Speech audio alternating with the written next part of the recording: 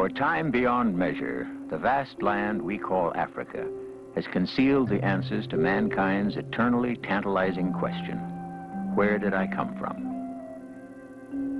Now this storehouse of knowledge has begun to divulge its precious secrets, largely because of one man, a rebel and a heretic. He opened a door, led the way, and inspired others to follow.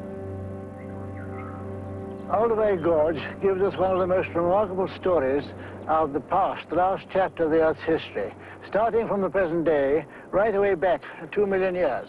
Here we're standing at the very top of the series, and up here where the grass is growing and the plants are growing represents written history, the time of the last 4,000 or 5,000 years, the time of the pyramids, the time of man developing to the present day. And here beneath it, in this 2 feet of this hard rock, we have the whole of the time that is recognized of man in America, the last 15,000 years, like here. These grey beds here, beneath the hard, blocky 15,000, are old beds formed in a lake. They're full of fish bones and hippo remains and crocodiles. And man was living here in this, what we call bed 4, making his tools and developing slowly towards what eventually became you and me.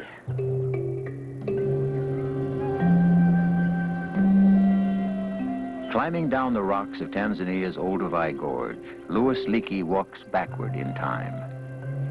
Each foot of his descent rolls back about 6,000 years of history. In future histories, the 2 names will be forever linked. Olduvai, the Grand Canyon of evolution, and Leakey, who for 30 years struggled to unlock its secrets. And now I'm down at the bottom of the gorge. My feet are resting on the black lava which formed the old land surface on which these lake beds formed. And here behind me are the earliest part of the Olduvai series, deposits that were formed just nearly 2 million years ago. It was here that in 1931 we first found examples of simple tools like this, just a water-worn pebble with a jagged cutting edge. Stone tools that go back to a very, very remote past in time, nearly 3 times as old as anything previously found. Who were the men who made these tools? Where did they live and how did they live? And that was a problem that Mary and I went out to look for. We wanted the answer. Who were these men? He always struck me as somebody perhaps with more drive and enthusiasm and dedication than anybody else that I'd ever met. He just radiated confidence. He knew he must find something significant. Lewis was completely fearless. He did the most extraordinary things throughout his life. Oh, well, Leakey was one of those incredible people. I mean, he had a magnetism, a charisma, an enthusiasm about him. He was quite a showman, a sort of natural press agent for anthropology. I think Lewis will always be regarded as one of the great discoverers of our time. He had a genius for discovering things. Lewis made fantastic contributions to our total stockpile of fossil evidence bearing on human evolution. He made sense where there was none before. The idea that Africa might be the cradle of mankind was first put forth by Darwin in the late 19th century, but for decades remained largely ignored by the scientific establishment. Africa was the dark continent, much of it unexplored, inhabited by strange animals and primitive exotic peoples. No one knew the evidence was there. No one knew how and where to look. It'd be like searching for an individual grain of sand on a broad expanse of beach, a challenge eventually met by a man sprung from African soil. Louis Seymour Bassett Leakey was born in a mud-walled hut about 1 day's walk from Nairobi, now the capital city of Kenya. His parents were Anglican missionaries, poorly paid volunteers determined to bring Christianity to the heathen Kikuyu tribe. Even in their remote outpost, they struggled to give their 4 children a solid Victorian upbringing in the traditions of their English homeland. With children of Kikuyu warriors as playmates, Louis learned the ways of the wilderness and the Kikuyu language. Later, they would adopt him into the tribe and call him the black man with a white face. As an adolescent, Lewis prepared to follow his father's footsteps to Cambridge. He persuaded university officials to accept Kikuyu to fulfill a foreign language requirement, and then taught the language to the instructor assigned to examine him. Along the way, he abandoned thoughts of missionary work, deciding that anthropology would be his field. During my last year of study at Cambridge in 1926, I started making plans for raising funds to go back to my own home country, Kenya, and look for early man. It was absolutely universally believed at that time that it was Asia that had been the home of origin, the cradle of the human race. I told my professors about my plan and asked them to help me raise the money. Without exception, they told me that it was a waste of time to return to Kenya. I was just being mad in saying, no, I'm going to East Africa. I explained that I had reason to believe there might be something there because in my childhood I had picked up quite a lot of stone tools. And in the end they shrugged their shoulders and said, all right, go for one season, but you will soon find it's no use. I suppose he had a good many snubs at Cambridge in the early days. This wild man out of the bush, so unlike anybody else, and never any money, very little formal education. He was never educated at a school until he was 16 and a half. And I dare say he had to put up with quite a lot of unpleasantness sometimes from his fellow undergraduates at Cambridge. So maybe it was this chip on his shoulder that made him yearn to prove himself. He had tremendous ambition, of course.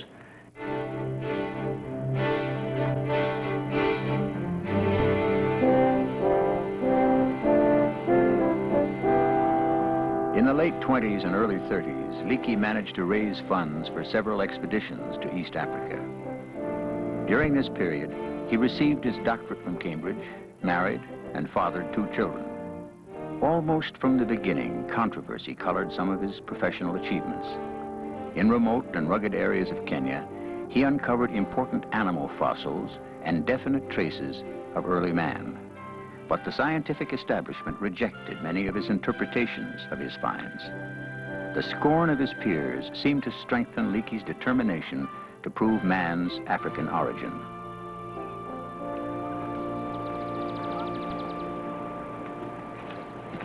Subsequent divorce and remarriage, scandalous acts in many eyes, further alienated some of Leakey's academic colleagues. His second wife, Mary, an experienced archaeologist, shared his enthusiasm, energy, and dedication. Together, they doggedly pursued the creature that had made those provocative stone tools.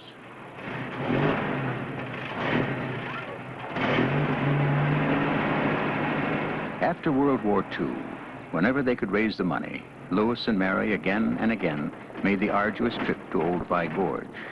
Scientific curiosity had become an obsession. The search would consume nearly a quarter of a century. We never thought of giving up at Old By Gorge. Neither of us ever got at all discouraged because we made finds that seemed very rewarding. And as we went along over the years, we found plenty to satisfy ourselves and to make us realize that there was still a great deal to be discovered in East Africa. Lewis would make decisions and make up his mind about things without really any valid reason that one could put one's finger on, and very often he was right. Again, very often he was wrong, but he certainly did have tremendous intuition on occasion. I think if we'd been both the same type of personality, it would have been very much more difficult. I think it was a very happy combination from work point of view, certainly, and many others too, but the combination of attention to detail and rushing to conclusions worked extremely well. It was one day in July 1959 we made our great discovery. I was in camp that day, and Mary had gone out early in the morning and were continuing our long, long search up and down the cliffs. About 11 o'clock, nearly time to give up because the sun was very hot, she suddenly saw a little fragment of bone on the surface of the scree of a slope. She went up and brushed away, and there were 2 teeth sticking out of the rock. Her excitement was terrific. She rushed back to the camp and told me what had happened. I've got it, she said. I became magically well in a matter of moments and went down with her. And sure enough, there were these teeth sticking out.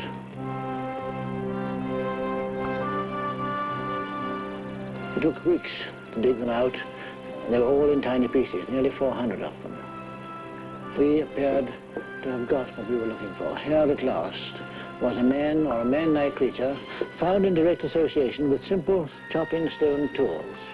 Nothing comparable, either as early or as crude, had ever been found before. Apparently, the earliest known man in the world, Geographic. This was our great discovery at LSB. It was only a few months later, and while Mary and I were still working on the Geographic site, that our son Jonathan, about 100 yards away, discovered another very important human fossil. First he found this lower jaw, the lower jaw of a child about 11 years old whose wisdom teeth have not yet appeared. That's how we can get its age. They were great, massive teeth, and very exciting because they were quite unlike the teeth of Geographic. And nearby, as we started working there, we got parts of the top of the skull, the vault. It proved to be the skull of a child whose brain was infinitely bigger than that of the grown-up Geographic. What did this mean? Here was quite clearly a different kind of man living side by side with and contemporary with Geographic. About a year later, one of our workmen uncovered a single tooth at another site, about a mile away. Following that clue up, we got first of all a lower jaw, and then large parts of the skull. And this skull proved to be of the same general type, thin and small compared with Johnny's child, but that's because it's a female, but nevertheless of the same general group. Now we had two different examples of a creature much more likely to be a true ancestor of you and me, and pushing back Geographic from his status of possibly the earliest man to merely an earliest cousin. In 1965, we had finished our work on Geographic, the magnificent skull that Mary had discovered 5 or 6 years earlier, and Lewis believed it was correct for us to return the fossils to the country from which they'd come. And so Lewis had assembled an illustrious international galaxy of personalities from China, Russia, France, England, and of course the States, to see Lewis and Mary hand over to the President of Tanzania the most ancient Tanzanian. That's what Zinj really was. Working with Lewis had its ups and downs. There were times when his inspirational aura overwhelmed one, and one was fired to work with tremendous verve and industry and enthusiasm. It wasn't always easy. He had his difficult times, there's no doubt about it. Many of his colleagues found him difficult, but I think a man of that immense intellectual stature, who tended to see the milestones well ahead of most other scientists, is likely not to find favor with all of his colleagues, especially with those who are the more cautious, run-of-the-mill kind of scientist, the chap who erects his hypotheses just a few millimeters down the road rather than a couple of miles ahead of us. Although some colleagues called him the abominable showman, Leakey reveled in his ability to dramatize the emergence of mankind. After man had learnt to walk upright and so had freed his hands from making tools, and after he developed more and more brain power, he began to start thinking and planning how to use other things around him. Unfortunately, most of those things are perishable materials, and we have no perfect record from the materials themselves of what he used. But we can guess a good deal, and probably accurately, from the things that he caught. We know he must have caught fish because we find fish remains and remains of small animals that he snared on the living floors. And so we can begin to guess that as his hands became free and more capable of precision work, then we're pretty certain one of the things he first started to do was to make cord. You see, you can make cord just with nothing but your bare hands. You go into the bush, you can pick up the necessary wood for cord making out of bark without any weapon at all, and then having done that, it's just a matter of peeling the bark from the saplings, a very simple action like that. And then separating the outer bark from the inner bark, because the outer bark is terribly brittle and the inner bark is not. It takes a little learning how to do it, but you can separate the outer bark from the inner bark. And once you've got that separated, then you've got the perfect material for making really strong cord and string and twine that's suitable for any of the purposes you could possibly imagine the man might want it: trapping, snaring, and the rest. Now, having got his inner bark separated out, the next thing was simply with his fingernails to fray it off into thin strips. This is material of the most extraordinarily strong and durable nature, especially when it's been turned into actual string. This same stuff has to be frayed a little. And man had in his own teeth the most perfect decorticator. Nowadays, of course, this sort of thing is done by machinery. But with his hands and his teeth, it's possible to fray that inner bark quite reasonably well. And then comes the last stage. All that looks, and is, in fact, very, very simple. Separate them out into two separate groups.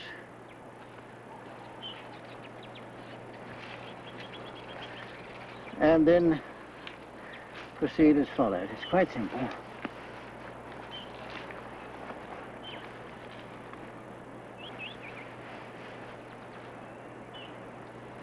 It's not as easy to do on one's trousers as it would be on a bare leg. But I'm rather a bit too hairy for that.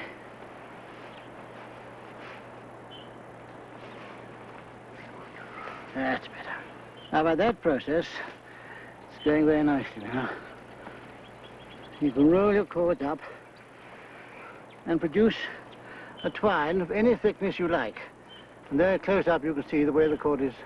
Now, if you want to make it thicker, you can make it as thick as a rope. And with this sort of thing, man could make his boulder stones, his weapons of offense for attacking animals at a distance. He could make snares and traps, even snares and traps big enough to catch quite large animals. He had, in fact, something available, requiring no tools to make it, which made him even further master of his environment.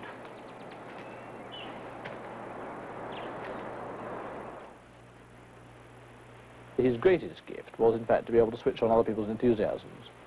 And I think, ultimately, when my father's role can be evaluated from a greater distance, it may well be through his ability to stimulate and arouse the enthusiasm of others that his greatest contribution to science may have come. He could never possibly in one lifetime, he got to an amazing amount for one man, but he could never possibly in one lifetime have followed up in any depth or detail a tenth of the ideas he generated. But rather than merely go through life having ideas which led nowhere, a surprising number of them he was able to get other people to follow up. Leakey never seemed to run out of ideas, nor the vitality to pursue them. As curator of the Nairobi Museum, he made himself available to anyone seeking his advice and guidance. One caller was a young Englishwoman interested in studying wild animals. Her name was Jane Goodall. Well, I very clearly remember the first time I met him. I was in Nairobi, and I'd saved up my money and got there. And I heard about Lewis after I got to Nairobi, and I thought, well, clearly here's somebody I must meet, someone who's interested in animals. So I rang up the museum. A voice said hello, and I said, well, I'd like to make an appointment to meet Dr. Leakey. And the voice said, I'm Leakey, what do you want? Which took me aback slightly.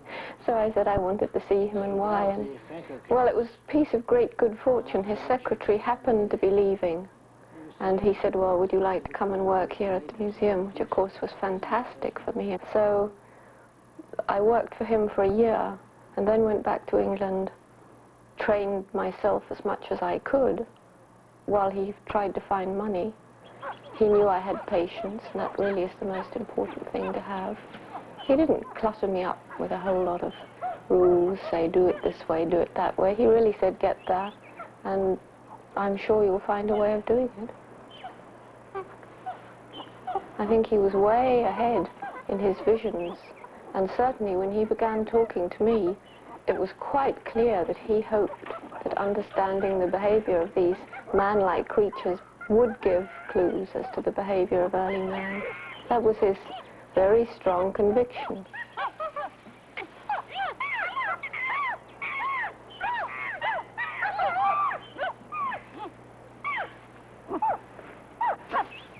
The chimp study's now gone on for 15 years, and it's interesting that when I first got to Gombe, Lewis said to me, "You'll be there for 10 years, Jane."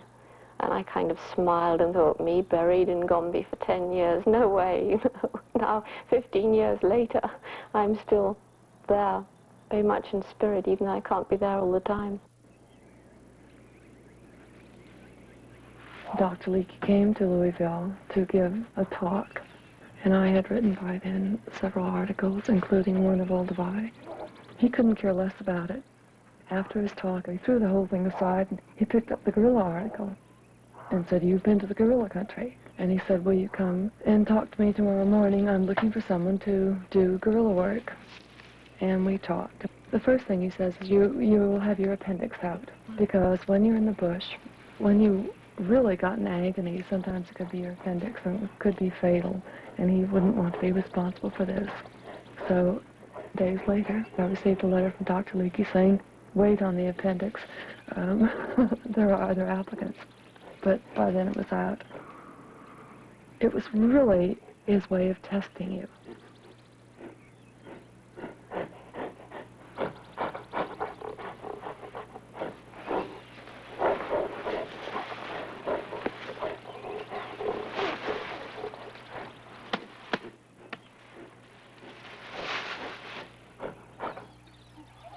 In March of 1969, I attended a lecture by Dr. Leakey.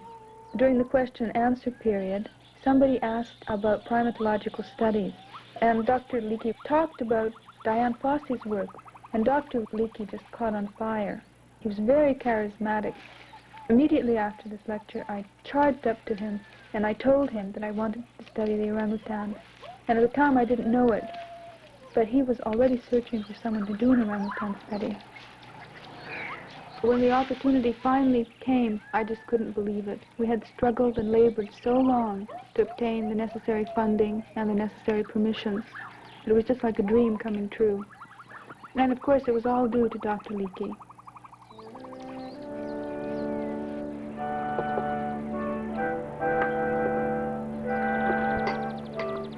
From their earliest childhood days, all of our three sons, Jonathan, Richard and Philip, have been on safari with us. And as soon as they were able to, they've learned to understand something about stone tools and the collecting of fossils. Each of them has contributed something quite important in the way of discoveries while they've been working with us. It's therefore extremely happy for Mary and me to know that Richard is going to go on and continue in our footsteps. I think as a small child I was bored by the whole thing. I think this is probably a natural reaction.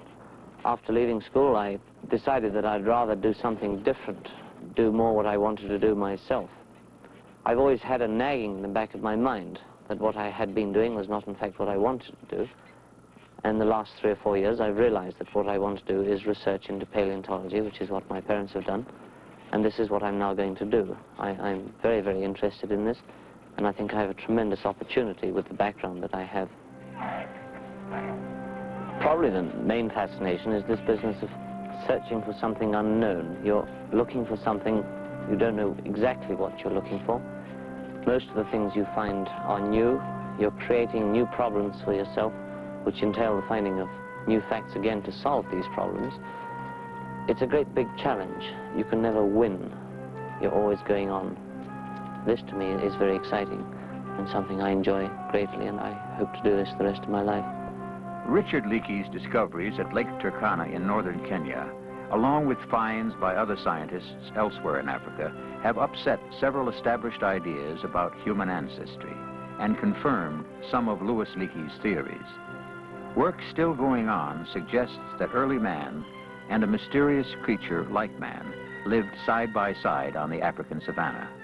And early man is much older than previously thought. Continuing at Olduvai and other sites in Tanzania, Mary Leakey also is making finds that push human evolution ever further back in prehistoric time. In announcing new discoveries, she must fight her natural shyness and reticence. Reluctantly, she assumes her late husband's accustomed spot in the glare of publicity. When we got the positive, absolute dates from Dr. Curtis, they proved to be bracketed between 3.35 million years and 3.75 million years. Now, these are good, firm dates. And Dr. Curtis, who is an extremely cautious scientist, has said to me that go ahead and use them. They are watertight dates. And this, of course, gives tremendous importance to the two mandibles and the other remains of the hominids which we found, because they are now the earliest firmly dated hominid remains anywhere in the world. Over a period of years, beginning in 1963, there developed in Southern California one of the most controversial elements of the Leakey legacy. Everybody's been looking for early man in America for a long time, and we've now got a site down in the Calico Mountains. That was pure scientific detective work. It had to be a place where, at the relevant time, there were the three essentials for man: water, the right kind of stone to make stone tools, and animals to hunt. Shown some old-looking artifacts in the Calico Mountains near San Bernardino, Leakey had another of his intuitive flashes. He picked a spot and said here would be found traces of early man. Again, Leakey was proposing heresy. The established view put the age of man in America at about 15,000 years. Leakey said it was 100,000, perhaps even older. The site was excavated with meticulous care, and Leakey convened a distinguished group of scientists for first-hand examination. At issue were two main points. Had any of the excavated stones been actually shaped into tools by man, and if so, how old were they? But that I have never seen nature produce. And I've handled stuff in... Yes, the barb's gone. The barb has been trimmed away subsequently by trimming across, but the NIL is still there. Yes. I can't see nature doing that. You got a bit more than this? More water? Somebody's drinking water doing this. But one...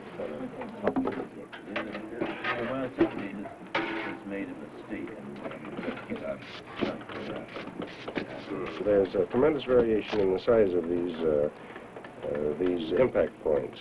But that again is entirely in consonance with having had a bone on there that you were smashing up. To me. Or of course, I mean, it could equally well be natural. It's a question of the association of this with all the other. Well, I personally have never seen nature produce that, and I've looked pretty frequently. Yes. I don't think couldn't have nothing. To me, nothing is impossible. Where impossible doesn't exist. I remember just after he had one of his heart attacks, and I went to see him in hospital, and he talked about it then, that this was the earliest man in America, earlier than anybody could possibly dream of, and he was obviously completely convinced by it, in spite of what all his colleagues had said. And then the famous Calico meeting, of course, everybody had such affection for Lewis, and he was in poor health, and nobody really wanted to disappoint him, and perhaps they didn't speak out as much as they would have for anybody else. Some of them, of course, criticized it, but most of them said, well, maybe, just to keep Lewis happy. He would say, they'll come round to it, they'll come round to it. More and more people coming round to it. More and more will come to see that I'm right and they're wrong. That's all he'd say. He was just convinced that they would see that he was right in the end. I cannot see, honestly, how any substance of nature would do that. But if it did do it once, it wouldn't do it all these times as well in the concentration. I can't see it. But I'm merely stating why I think we are home, and why this has to be done by man. Leakey exerted all his persuasive powers. For the most part, his colleagues were quiet and polite, but their faces reflected lasting skepticism. If there was a consensus, it was that the old stones had not been shaped by man. But Leakey's faith never wavered. The calico controversy remains. I believe that on the law of statistical average, for nature to produce all those just there and being selective in material is a bit difficult. Calico was a thorn in everybody's side in many respects. The whole business of early man in the New World is a very difficult subject and one which has a great deal of passion involved with it on behalf of American archaeologists. I really went to the initial meeting at Calico because he frankly twisted my arm. The whole matter was frustrating, and clearly it was frustrating to Lewis. It was a disappointment for him. There's no question it was a disappointment. He was the kind of person who could never believe for a moment that he hadn't been successful in something, that if he hadn't achieved it, that he was on the brink of achieving it. And of course, if he couldn't convince other people of the rightness of his point of view and so on, Lewis was a very frustrated person. And that was one of his major goals in life, namely to achieve a new way of looking at the world, of asking questions that hadn't been asked before, and of looking for evidence that people hadn't thought of looking for before because they didn't know how to look. And this was a unique quality of the man. And towards the end, of course, he spent an enormous amount of energy raising funds in America in order that the work should go on. Lecturing, talking, rushing around seeing people. He really killed himself raising money with all these lectures. He adored basking in the sunlight there. He was the center of attention, and he had to appear at dinners and go to parties, and he loved the whole thing. A lot of his friends and family criticized this and said, where was Lewis the scientist? What was he doing, being a sort of film star? But I always thought, if he enjoyed it, why shouldn't he have a little fun towards the end?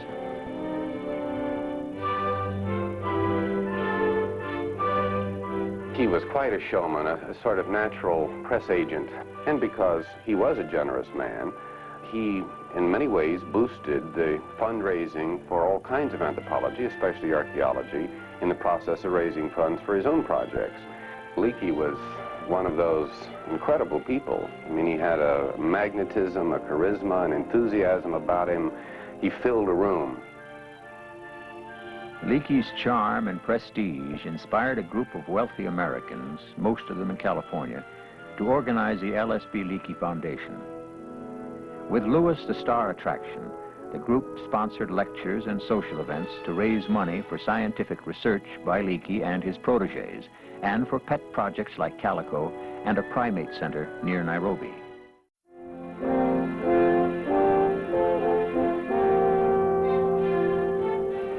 Looking at the face of Lewis S.B. Leakey over the years, aware of his many talents, the complexities and contradictions of his character, the observer asks the questions that Leakey himself posed so many times during his search for the origins of Homo sapiens. Who was he? What made him what he was? People say that he was dedicated to the glorification of Leakey. I don't think it was that. It was that partly, but above all, it was science. He felt this sort of missionary zeal. His parents, of course, were missionaries, and he felt this missionary zeal to teach, and that was one of his great gifts, to inspire other people, particularly the young, and to teach them. He wanted to find out more. He wanted other people to join in his quest for the origins of man. You must obviously be motivated by something which will keep you going year after year when you're sure that there must be something to be found, but you just can't find it. And I think that in Lewis's case, it was a personal ambition, a driving personal ambition to find something of real significance in this field. And that's as good an ambition as any. There's no question about it that Lewis was completely fearless. And I mean, he did the most extraordinary things throughout his life, both on safari and in the bush. And I don't think he ever considered that he was likely to die under any circumstances. He considered himself immortal, I think. He'll be regarded as a very essential figure in the whole of the development not merely of anthropology, but also of whatever understanding there is between the races in Africa, because he lived there and stayed there, and created things that the countries themselves could be proud of in their relationship to the whole history of man. Well, there are very few people who are going to have the opportunity of doing it on such a wide scenario as that. I have known some people like Lewis who are so powerfully masculine that young men find themselves find it very awkward to work under them. I'm not saying it's the senior man's fault or that it's anybody's fault in particular, but I think men probably just felt more threatened. They felt as a young person that they would just be engulfed into Louis Leakey's work and personality, and I think to some extent that was probably true. And some of these remarkable women who did work with him just either were willing to overcome that or just didn't have the same feeling. I think he had this great mind which wanted to find out, wanted to know, knew life was short, knew there weren't enough hours in every day to do the things he wanted to do, that he felt he could contribute. There just wasn't enough time. I think many of us feel that way. Goodness, where can you find the time to find out what you want to know? One of the things Lewis was very, very anxious to get over to, particularly to young people, and in fact all the audiences he lectured to, was that there could be no possible conflict between science and religion. He found no conflict at all. Like an evangelist, Leakey toured American colleges to preach human salvation through understanding of humanity's past. And once man learned to make fire, he entered a whole new world. Fire gave us freedom to think, to develop art and music and religion, to think in abstract terms. It was the last major milestone, about 40,000 years ago. Since then, we haven't evolved much physically. The romance of Africa and the Leakey charm enticed many students. The last one to go into the field with Lewis's personal blessing moved from Beverly Hills, California, to a remote area of northwest Kenya. Elizabeth Meyerhoff lives with the Pokot tribe, studying their traditions and customs for a doctoral degree in anthropology at Cambridge. Lewis certainly changed the course of my life. I had a certain naive romanticism about Africa. I wanted to learn about something completely different than my culture. I wouldn't say that I'm comfortable. Comfort is a difficult word to use. I'm not sure what comfort means. I'm at peace living here, at peace within myself. I've learned a great deal through Pokot and through my work. I respect the Pokot. I respect their way of life. It's not my way of life. I'm not a Pokot. I never will be. I'm not black. I think I could say the Pokot respect me. I live as they do, and it reaffirms their way of life. They know me as Chemachukwa and consider me a friend.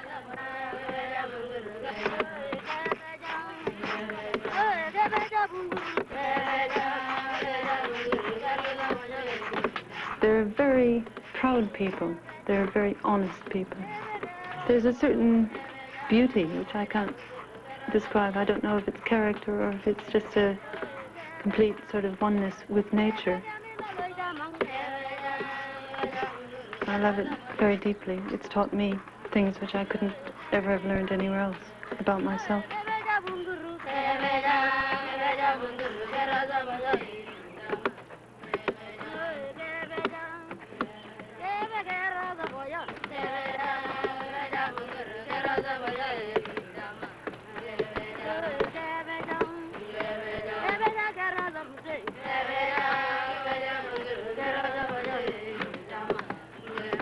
The values of primitive peoples like the Pokot seem to heighten Leakey's growing distrust of modern trends. We now the development of atomic warfare. We have no thought as to what we're going to do with our waste products. And we are polluting the air and the waters of the sea and the fresh waters and the land to an incredible degree. We are just wasting our potential. I believe in the future of man. I'm not a pessimist. I believe we can do it. But the time is getting shorter and shorter if we are going to do it. I address my remarks now mainly to the young generation. You, the young generation, have got to see to it that our wonderful heritage, and it is a wonderful heritage, art, music, science, religion, is not lost to us. It mustn't be lost to us. I want my grandchildren and great-grandchildren and great-grandchildren after that for another 20 million years to go on developing until they finally reach a point omega. It certainly won't happen if we now fail to appreciate the danger in which we stand.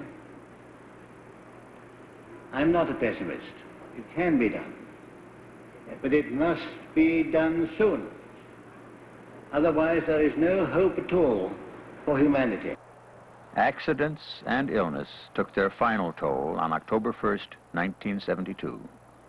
Louis Leakey was laid to rest beside his missionary parents in the soil of his native Kenya. I think one of the very nice memories I have is of Louis about 6 months before he died. He was sitting in this room and talking. He had several friends there, and we were all talking about everything under the sun as usual, and the subject came round to religion, and finally it came round to death. And somebody said to Louis, what do you think about death, Louis? And everybody who knows Louis would remember that very often he spoke with his eyes down. But when something really thrilled him, he would look up, and his eyes were very dark and brown, they'd sparkle. And that night he was sitting with a glass of whiskey, resting on his tummy and his specs up here. He'd just cooked a meal. And he looked up, and he seemed to be looking far away. He said, death? Why should I bother about death? He said. Death's nothing to me. What'll die? It's only my skin and bones will die. He said, I shall go on forever.